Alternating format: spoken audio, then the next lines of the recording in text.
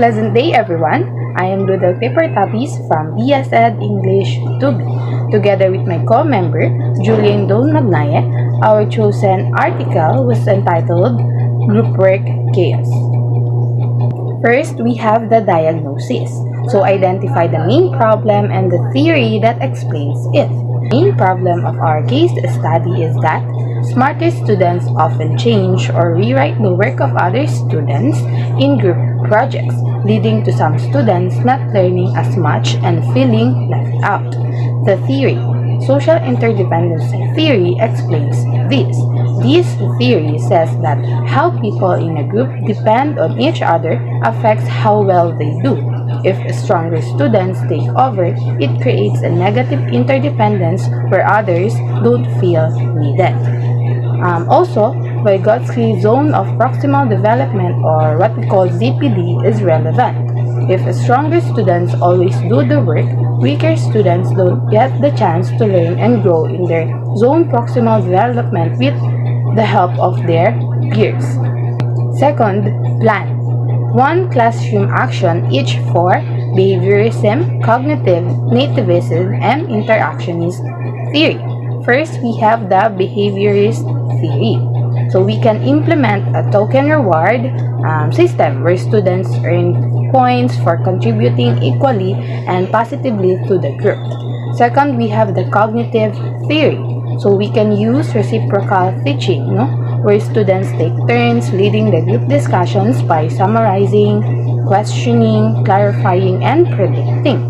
Third, we have the nativist theory. So we can incorporate activities that allow students to work individually on their strengths before contributing to the group. So recognizing innate abilities. Lastly, we have the interactionist theory. So we can design group tasks that require different skill sets, promoting interactions and also collaboration. So each student has a defined role that leverages their strengths, making their contributions essential. Third, we have the blended intervention. So integrate the four theories into a short 5-step plan. Step 1, we have the assessment and goal setting. We can evaluate students' existing skills and learning styles using cognitive and nativist perspective to set personalized learning goals. Step 2, structured collaboration. Implement behaviorist principle by creating a structured environment with clear roles and also responsibilities for each group member. Step 3, we have interactive learning. We can promote interactionist approaches by designing tasks that encourage students to actively engage, share ideas, and also learn from one another.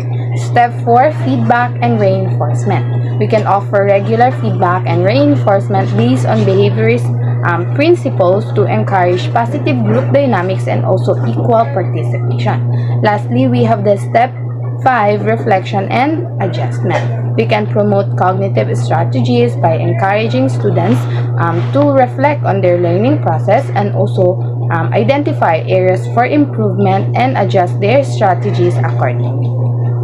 Good day, everyone. I am Julian Don Magnaye from BSED English 2B.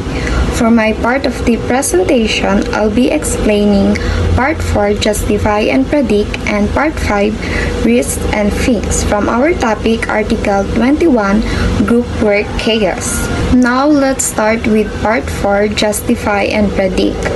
This method works because it uses different ways of learning to help with group work. Behaviorism encourages participation with rewards. Cognitive theory helps students understand by actively engaging, while nativist theory uses each student's strengths, and interactionist theory helps students collaborate through structured tasks.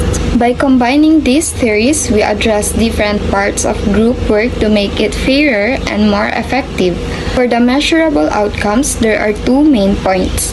Number one, we can measure if everyone in the group is doing their part by tracking how often each student contributes. Tools like participation trackers or peer evaluations can show if contributions are more balanced. Number two, we can also ask students if they like working in their groups by giving surveys or questionnaires. So this helps us see how satisfied they are with group dynamics and how fairly they think the work is divided. Now moving on to part 5, risk and fix. One possible failure is that even with clear rules, stronger students might still dominate if they're not held accountable for letting others contribute. If the assessment doesn't reward equal participation, those stronger students may take over just to make sure they get a good grade. To fix this, we can implement anonymous peer evaluations where students rate each other on participation and contribution.